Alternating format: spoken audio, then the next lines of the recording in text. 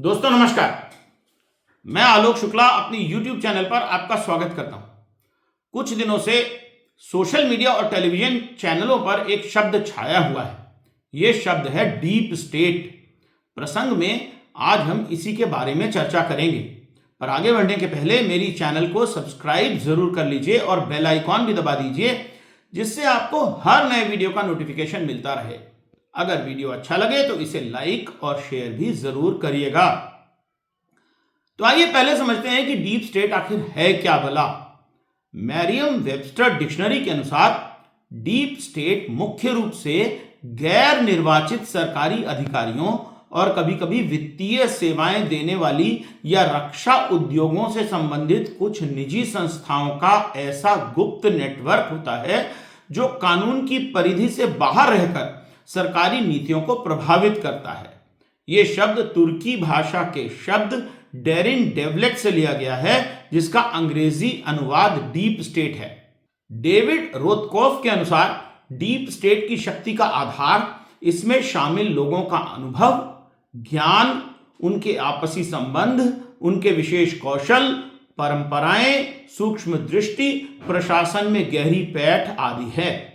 यह शक्ति इतनी अधिक होती है कि इससे नौकरशाहों की एक सुपर गवर्नमेंट बन सकती है जो किसी के प्रति जवाबदेह नहीं होती। ये बहुत ही डरावनी संभावना है। राजनीति विज्ञान में पढ़ाया जाता है कि पावर यह शक्ति के अनेक स्रोत हैं, जिनमें से कई कानून के बाहर के हैं। प्राचीन काल में बाहुबल ही सबसे बड़ा था। बड़े बड़े हमलावर आक्रांता हमला करके दूसरे देशों पर कब्जा कर लेते थे और वहां जाकर लूटपाट करते थे। राजनीतिक शक्ति का आधार भी उस समय सेना और हथियार ही थे। लोग प्रायः किसी राजा को मारकर ही राजा बनते थे। आज भी बहुत से देशों में ऐसी ही स्थिति है। बाहुबल के अतिरिक्त धन बल भी बहुत बड़ा होता है। कहा जाता है कि धन से आप न्याय भी खरीद सकते हैं। प्रजातंत्र में भी चुनावों में धन बल का कितना बोलबाला है, ये तो हम सभी जानते ही हैं। आज की दुनिया में सूचना या जानकारी भी शक्ति का बहुत बड़ा स्रोत है। अगर आपके पास सही समय पर सही जानकारी है तो उसका उपयोग आप अपने दुश्मन को परास्त करने में कर सकते हैं। इस बल का उपयोग करने के लिए ही दुनिया के लगभग सभी देशों में जासूसी की संस्थाएं बनी हुई हैं। इन जासूसी संस्थाओं के कर्ता धर्ताओं के पास कई बार ऐसी जानकारी होती है जिससे वे देश चलाने वालों को ही ब्लैकमेल करके अपनी मर्जी की नीतियां बनवा सकते हैं। संबंधों की शक्ति से भला कौन परिचित नहीं है। आज भी भारत जैसे देश में भी भाई भतीजावाद, परिवारवाद आदि का बोलबाला है। लोग कहते हैं कि सिफारिश से सभी काम हो सकते हैं। अगर आप किसी शक्तिशाली व्यक्ति के करीबी हैं तो आप भी उसकी शक्ति का उपयोग कर सकते हैं। साहब के पीए और ड्राइवर कितने शक्तिशाली होते हैं, यह बात सरकार में काम करने वाला हर छोटा मुलाजिम भी जानता है। कहने का तात्पर्य यह है कि देश में किसी भी प्रकार की शासन व्यवस्था क्यों न हो, इस प्रकार की कानूनेतर शक्तियां तो काम करती ही हैं और यही डीप स्टेट का आधार भी है। प्रजातांत्रिक देश भी इससे अछूते नहीं है। इसलिए आप बहुधा यह देखते हैं कि सरकार चाहे किसी भी राजनीतिक पार्टी की क्यों न हो, कुछ नौकरशाह, कुछ बिजनेसमैन और कुछ पत्रकार तथा बुद्धिजीवी हर सरकार में ताकतवर एवं महत्वपूर्ण बने रहते हैं। यही डीप स्टेट है। यदि यह डीप स्टेट इतनी ताकतवर हो जाए कि निर्वाचित जनप्रतिनिधि भी इससे डरने लगें और इसके कहे अनुसार सरकार की नीतियां बनाने लगें, तो यह बहुत ही भयावह स्थिति होगी। आज जब डीप स्टेट की बात की जाती है तो आशय ऐसी ही मॉन्स्टर डीप स्टेट से होता है। चुने हुए जनप्रतिनिधियों को प्रशासन का वास्तविक काम नौकरशाहों से ही कराना पड़ता है, जो चुने हुए नहीं होते और किसी भी पार्टी की सरकार हो, लगातार सत्ता पर काबिज रहते हैं। राष्ट्रीय सुरक्षा के नाम पर बहुधा ये गोपनीयता में काम करते हैं। इनमें राष्ट्रीय सुरक्षा संबंधी एजेंसियों के अतिरिक्त वरिष्ठ स्तर पर मंत्रालयों में काम करने वाले नौकरशाह शामिल हैं। अमेरिका के नवनिर्वाचित राष्ट्रपति डोनाल्ड ट्रंप का कहना है कि अमेरिका में FBI, CIA और यहां तक कि जस्टिस डिपार्टमेंट भी डीप स्टेट में शामिल है। जो लोग भारत में भी डीप स्टेट होने की बात कहते हैं, उसमें CBI, ED, आयकर, NIA और कुछ बड़े पुलिस अफसरों सहित मंत्रालय में पदस्थ वरिष्ठ अफसरों को शामिल मानते हैं। इसके साथ बड़े बिजनेसमैन भी शामिल हो सकते हैं। बहुत से लोग ऐसी डीप स्टेट को केवल एक कॉन्स्पिरेसी थ्योरी ही मानते हैं, परंतु अगर ये डीप स्टेट वास्तव में है तो काम कैसे करती है? अनुमान लगाया जाता है कि डीप स्टेट 3 तरह से काम करती है। पहला तरीका है मीडिया और सोशल मीडिया के द्वारा मिस इन्फॉर्मेशन फैलाना, जिससे जन भावना को प्रभावित किया जा सके और डीप स्टेट आसानी से अपने अनुसार नीतियां तय करा सके। इसके लिए घोषित और अघोषित दोनों तरह की सेंसरशिप का उपयोग भी किया जाता है। मीडिया चैनलों पर कॉरपोरेट के नियंत्रण को भी हथियार के रूप में इस्तेमाल किया जा सकता है। दूसरा तरीका है सरकारी एजेंसियों में अपने लोगों की नियुक्ति करा के सरकारी कामकाज को अपने अनुसार कराना। और तीसरा तरीका है अपने विरोधियों को झूठे प्रकरणों में फंसाकर उनके विरुद्ध माहौल बनाया जाए जिससे वे प्रभावहीन हो जाएं। डीप स्टेट पर इतनी बात इस कारण हो रही है कि अमेरिका के नवनिर्वाचित राष्ट्रपति डोनाल्ड ट्रंप ने अमेरिकी एस्टेब्लिशमेंट पर लगातार डीप स्टेट होने के आरोप लगाए हैं। वे लगातार ये कहते रहे हैं कि ये सरकारी एजेंसियां डीप स्टेट के रूप में काम करके राष्ट्रपति के काम को भी बाधित करती हैं। उन्होंने अमेरिका में डीप स्टेट को समाप्त करने का संकल्प लिया है। 21 मार्च 2023 को अपने भाषण में उन्होंने डीप स्टेट को समाप्त करने की अपनी योजना बताई भी थी। फोर्ब्स ब्रेकिंग न्यूज चैनल पर आप उनका ये भाषण देख सकते हैं। Here's my plan to dismantle the deep state and reclaim our democracy from Washington corruption once and for all, and corruption it is. First, I will immediately reissue my 2020 executive order restoring the president's authority to remove rogue bureaucrats, and I will wield that power very aggressively.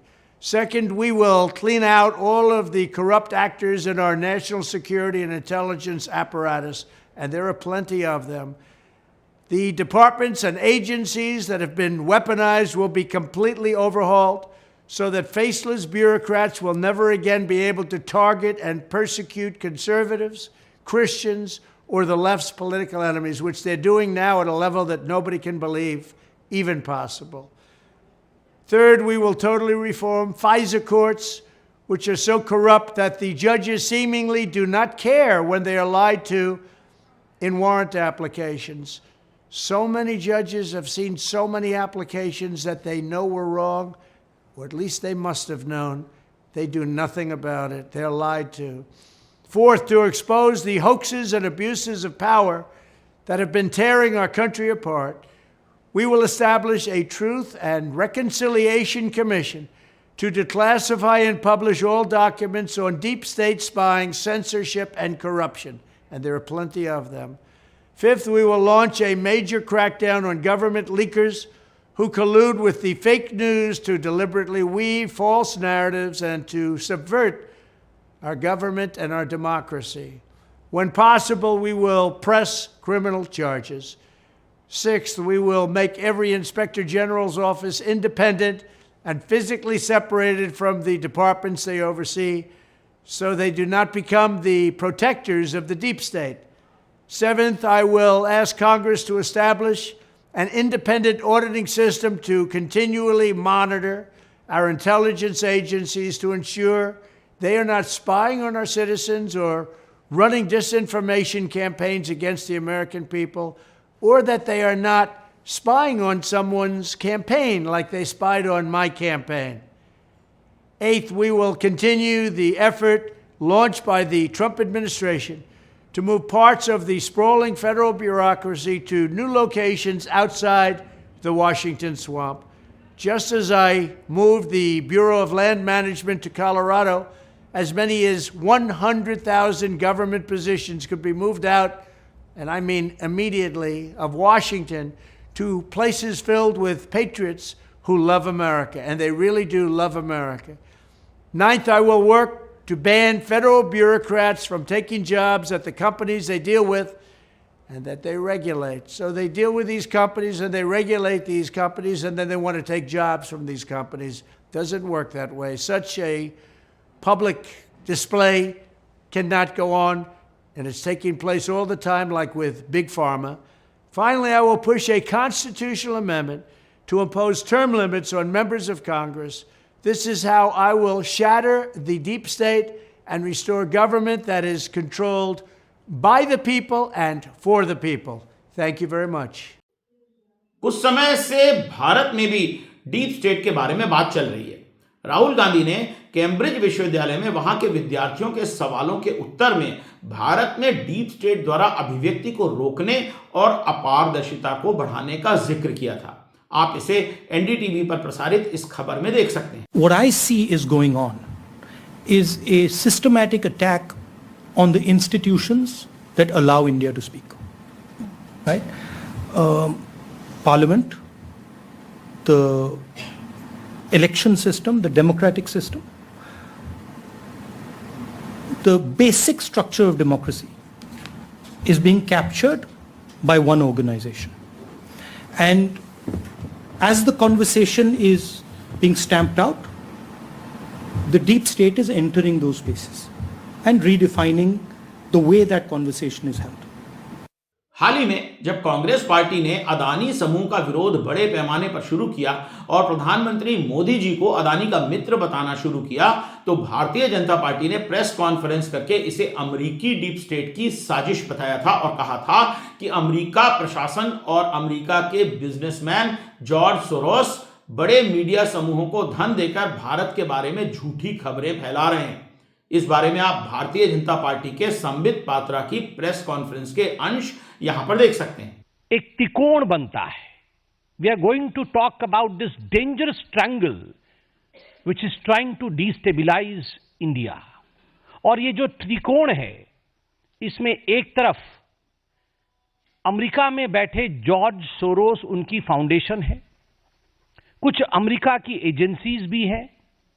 त्रिकोण के एक और एक बहुत बड़ी news portal है जिसका नाम OCCRP, organised crime and corruption reporting project, जिसके विषय में आप सब पत्रकार हैं, आप सभी जानते हैं, वह है। और त्रिकोण के जो आखिरी कोने में जो सबसे महत्वपूर्ण कोना जो हिंदुस्तान से संबंध रखता है, उस कोने में राहुल गांधी है। ये और बात है कि भारत में अमेरिका के दूतावास ने भाजपा के इन आरोपों का खंडन किया है। इस बारे में आप न्यूज एक्स पर प्रसारित खबर देख सकते हैं।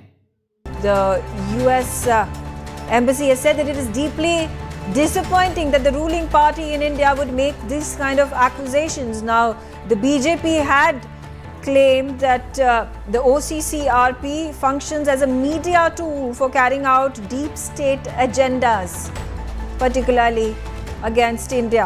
भारतीय जनता पार्टी के आरोपों में कितनी सच्चाई है ये तो पता नहीं। अमेरिकी दूतावास द्वारा खंडन तो अपेक्षित ही था, परंतु इस बात से तो इनकार नहीं किया जा सकता कि OCCRP को यूएस स्टेट डिपार्टमेंट और जॉर्ज सोरोस से फंडिंग मिली थी। दूसरी ओर अदानी समूह का विरोध करने वाली कांग्रेस पार्टी की राज्य सरकारों ने भी अदानी समूह को अनेक रियायतें दी ही हैं। इसलिए सवाल ये नहीं है कि अमेरिकी डीप स्टेट भारत में क्या कर रही है, बल्कि सवाल ये है कि क्या भारत में भी डीप स्टेट है जिसे वरिष्ठ नौकरशाह, सरकारी एजेंसियां और बिजनेसमैन मिलकर चलाते हैं। आइए इस बात का परीक्षण करने का प्रयास करते हैं। पहले मीडिया डिसइंफॉर्मेशन और अघोषित सेंसरशिप की बात कर लें। आप जानते ही हैं कि मीडिया इस समय बड़ा बिजनेस बन चुका है और अधिकांश मीडिया पर कॉरपोरेट का नियंत्रण है।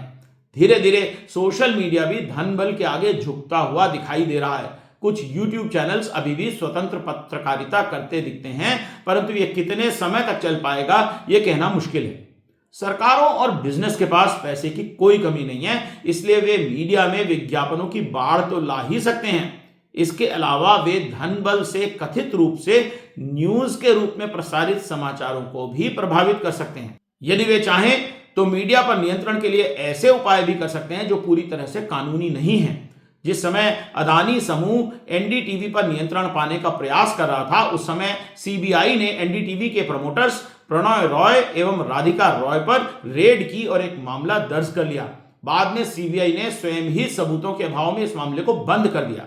इस पर न्यूज 24 डिजिटल पर आप एक खबर देख सकते हैं। इस वक्त की बड़ी खबर, सीबीआई ने सबूतों के अभाव के चलते एनडीटीवी के डायरेक्टर प्रणव राय और राधिका रॉय के खिलाफ दर्ज मामले को बंद कर दिया है। आईसीआईसीआई बैंक को जानबूझकर 48 करोड़ से अधिक का नुकसान पहुंचाने का आरोप लगाया गया था। सीबीआई ने 2017 में रॉय, एक निजी कंपनी और अन्य के खिलाफ मामला दर्ज किया था। ये मामला 2009 में रॉय द्वारा आईसीआईसीआई बैंक के लिए गए 48 करोड़ रुपए के कथित बैंक ऋण डिफॉल्ट से संबंधित है। प्रणव रॉय और राधिका रॉय के प्रकरण के बारे में अधिक कुछ न कहकर हमें मात्र इतना ही समझना चाहिए कि इस रेड के बाद एनडीटीवी पर अदानी समूह का नियंत्रण हो गया और रवीश कुमार सहित इस चैनल के अनेक स्वतंत्र पत्रकारों ने चैनल को छोड़ दिया। ये अकेली घटना नहीं है, अधिकतर अखबारों और टीवी चैनलों की यही कहानी है। आजकल एक चुटकुला काफी सुना जाता है कि पहले अखबार छपकर बिकते थे, आजकल बिककर छपते हैं। सोशल मीडिया पर भी लाइक और शेयर खरीदना आम होता जा रहा है। इन्फ्लुएंसरों को पैसा देकर आप उनसे अपने पक्ष में वातावरण तो बनवा ही सकते हैं। मार्केटिंग के ये तरीके अब राजनीति में आम इस्तेमाल हो रहे हैं। अब डीप स्टेट द्वारा अपने पसंद के लोगों को महत्वपूर्ण स्थानों पर नियुक्ति और पदस्थापना कराने की बात कर लेते हैं। आपको पता ही है कि गोपनीय कार्य करने वाली सरकारी एजेंसियों में नियुक्ति की प्रक्रिया भी गोपनीय ही होती है। भारत सरकार के पावर के गलियारों में यह बात भी आम है कि पेट्रोलियम और टेलीकॉम जैसे विभागों में वरिष्ठ नौकरशाहों की नियुक्तियां बिजनेस की मंशा के अनुरूप की जाती हैं। और तो और विपक्ष तो चुनाव आयोग जैसी संवैधानिक संस्थाओं में भी नियुक्तियों पर प्रश्न खड़ा कर रहा है। सर्वोच्च न्यायालय ने चाहा था कि मुख्य निर्वाचन आयुक्त का चयन करने वाली समिति में उच्चतम न्यायालय के मुख्य न्यायाधीश शामिल रहें, परंतु सरकार ने यह बात नहीं मानी। टाइम्स ऑफ इंडिया चैनल पर सर्वोच्च न्यायालय के पूर्व न्यायाधीश माननीय न्यायमूर्ति रोहिंटन नरीमन को आप इस बारे में भाषण देते हुए सुन सकते हैं। So the Supreme Court stated in an interim order that until Parliament decides, because Article 324, which speaks of the conduct of elections, specifically says that until Parliament so decides, it shall be the President. Then went on to say that it would be fair, if you are going to have independent persons as election commissioners, to have the to have the Prime Minister, to have the Chief Justice of India, and to have the leader of the opposition as the three persons who will now appoint election commissioners. Most unfortunately, we find that a bill was moved in the Rajya Sabha, which has now become an act. Of course, it will go to the Lok Sabha and become an act in no time, in which the Chief Justice is substituted by a minister appointed by the Prime Minister. Now, this is the second most disturbing feature, because if, as a matter of fact, you are going to get the Chief Election Commissioner and other election commissioners appointed in this fashion, free and fair elections are going to become a chimera. रही बात विरोधियों को झूठे प्रकरणों में फंसाकर कमजोर करने की, तो इस तरह के प्रकरणों की तो बाढ़ ही आई हुई है। आपको कुछ उदाहरण मैं यहां देकर बताता हूं। शिवसेना के संजय राउत की ईडी द्वारा गिरफ्तारी के बारे में एनडीटीवी पर रवीश कुमार की रिपोर्ट देखिए। रवीश कुमार बता रहे हैं कि न्यायालय ने साफ तौर पर संजय राउत की गिरफ्तारी को अवैध कहा है कि जांच एजेंसियों का राजनीतिक इस्तेमाल हो रहा है। विपक्ष के नेताओं को डराया जाता है, जेल में बंद कर दिया जाता है। यह सब अब केवल आरोप नहीं है। मनी लॉन्ड्रिंग के लिए बनी विशेष अदालत ने संजय राउत के केस में जमानत देते हुए जो कहा है, उससे साफ है कि विपक्ष को कमजोर करने, डराने, धमकाने के लिए जांच एजेंसियों का इस्तेमाल हो रहा है। स्पेशल जज एमजी देशपांडे ने अपने फैसले में कहा कि संजय राउत को अवैध रूप से गिरफ्तार किया गया है। इसके बाद देखिए कि न्यूज क्लिक के प्रबीर पुरकायस्थ को किस तरह से अवैध रूप से गिरफ्तार करके मीडिया का गला घोंटने का प्रयास किया गया था। इस गिरफ्तारी को सर्वोच्च न्यायालय ने अमान्य घोषित किया है। हिंदुस्तान चैनल पर प्रबीर पुरकायस्थ के वकील से आप इस बारे में सुन सकते हैं। आतंकवाद विरोधी कानून के तहत एक मामले में न्यूज क्लिक के संपादक प्रबीर पुरकायस्थ की गिरफ्तारी को अमान्य घोषित किया है और उन्हें हिरासत से रिहा करने के आदेश दिए हैं। मामले में बात करते हुए प्रबीर पुरकायस्थ के वकील अर्शदीप खुराना ने बताया कि सुप्रीम कोर्ट की ओर से उनकी गिरफ्तारी को इलीगल बताया गया है। सुप्रीम कोर्ट ने होल्ड किया है कि मिस्टर पुरकायस्थ का अरेस्ट और सब्सिक्वेंट रिमांड जो प्रोसीडिंग्स थी वो इलीगल है और डायरेक्ट किया है कि मिस्टर पुरकस्ते को रिलीज किया जाए। बेल बॉन्ड्स फर्निश करने का आदेश है ट्रायल कोर्ट को, जो हम अब करने जा रहे हैं। इसी तरह झारखंड चुनावों के ठीक पहले वहां के मुख्यमंत्री हेमंत सोरेन को गिरफ्तार किया गया और बाद में उच्च न्यायालय ने सबूतों के अभाव में उन्हें जमानत दे दी। इस पर जी न्यूज लाइव की एक रिपोर्ट देखिए। ईडी ने झारखंड हाईकोर्ट में हेमंत सोरेन की जमानत का विरोध किया, लेकिन हाईकोर्ट ने जमानत मंजूर करने के 3 आधार बताए। वो आधार कौन से हैं, सुनिए जरा। हाईकोर्ट ने कहा कि किसी भी रजिस्टर या राजस्व रिकॉर्ड में जमीन कब्जे में आरोपी की प्रत्यक्ष भागीदारी का कोई संकेत नहीं। हाईकोर्ट ने कहा कि अगर आरोपी ने 2010 में जमीन पर कब्जा किया था तो उस समय वो सत्ता में नहीं थे। जिन लोगों की जमीन पर कब्जा हुआ उनके पास शिकायत के लिए अधिकारियों से संपर्क न करने की कोई वजह नहीं थी। हाईकोर्ट ने कहा कि ईडी का यह दावा अस्पष्ट है कि अधिग्रहित जमीन पर आरोपी द्वारा कब्जा कर लिया गया। पुलिस द्वारा फर्जी केस कैसे बनाए जाते हैं, ये बात तो आजकल सभी लोग जान ही गए हैं। अपने राजनीतिक विरोधियों को कमजोर करने और उन्हें चुप कराने या उनसे बदला लेने के लिए भारत की डीप स्टेट किस प्रकार के कुकर्म कर सकती है, ये आप खोजी पत्रकार जोशी जोसेफ की पुस्तक the silent coup a history of India's deep state में पढ़ सकते हैं। यह पुस्तक जोशी जोसेफ के वर्षों के रिसर्च का नतीजा है और जरूर पढ़ने लायक है। पुलिस केवल झूठे प्रकरण ही नहीं बनाती, बल्कि फर्जी एनकाउंटर में लोगों को मार भी सकती है। मुंबई पुलिस की कहानी आप ग्रेविटास चैनल पर एक रिपोर्ट के रूप में देख सकते हैं। But now, more than a decade later, the judgment has been changed. Sharma's acquittal has been reversed. The Bombay High Court has finally convicted Sharma of murder, along with several other charges. The judgment was over 800 pages long. The verdict says, and I'm quoting, all the circumstances led by the prosecution, right from the formation of the police court, wrongful confinement, criminal abduction, and fake encounter, has been proved. The bench also said that the trial court had overlooked the overwhelming evidence available against Sharma and that the common chain of evidence undoubtedly proves his involvement in the case. हाल ही में उत्तर प्रदेश में तो जैसे एनकाउंटरों की बाढ़ आ गई है। यहां पर सवाल यह नहीं है कि मरने वाला अपराधी था या नहीं, सवाल यह है कि क्या बिना न्यायालय के आदेश के किसी को मार डालने का अधिकार पुलिस को है। यह सच है कि कानूनी प्रक्रिया लंबी है, परंतु गैर कानूनी फर्जी एनकाउंटर तो इसका हल नहीं हो सकते। तो आपने देखा कि भारत में किस प्रकार से डीप स्टेट की जड़ें गहरी जमी हुई हैं। मैं यहां एक बात साफ कर देना चाहता हूं कि इस वीडियो में मैं किसी खास राजनीतिक पार्टी को कटघरे में नहीं खड़ा कर रहा हूं। मैंने वीडियो के प्रारंभ में ही कहा था कि डीप स्टेट पर इस बात का कोई असर नहीं पड़ता कि सरकार किस पार्टी की है। डीप स्टेट की कोई राजनीतिक विचारधारा नहीं है, वो तो केवल पिछले दरवाजे से अपना राज चलाना चाहते हैं। इस वीडियो में जिन घटनाओं का जिक्र है वो केवल उदाहरण के रूप में है। इसी प्रकार के उदाहरण सभी राज्यों और सभी राजनीतिक पार्टियों के शासन के समय के दिए जा सकते हैं। डीप स्टेट का सवाल राजनीतिक पार्टी या राजनीतिक विचारधारा का नहीं है, बल्कि यह सवाल है कि क्या गैर निर्वाचित व्यक्ति पिछले दरवाजे से गैर कानूनी तरीकों से देश के भाग्य का निर्धारण करते रह सकते हैं।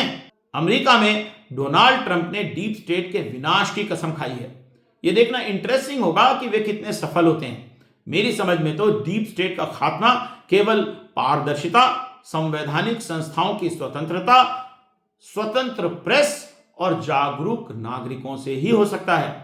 अगर हम फॉरवर्डेड व्हाट्सएप मैसेजों और फर्जी खबरों पर आंख मूंद कर विश्वास करना बंद कर दें और सरकार की एजेंसियों से प्रश्न पूछने की हिम्मत बरकरार रहे तो ये लड़ाई जीती जा सकती है। तो आज के लिए इतना ही। जल्दी ही फिर मिलेंगे किसी नए विषय पर नए वीडियो के साथ। तब तक के लिए नमस्कार।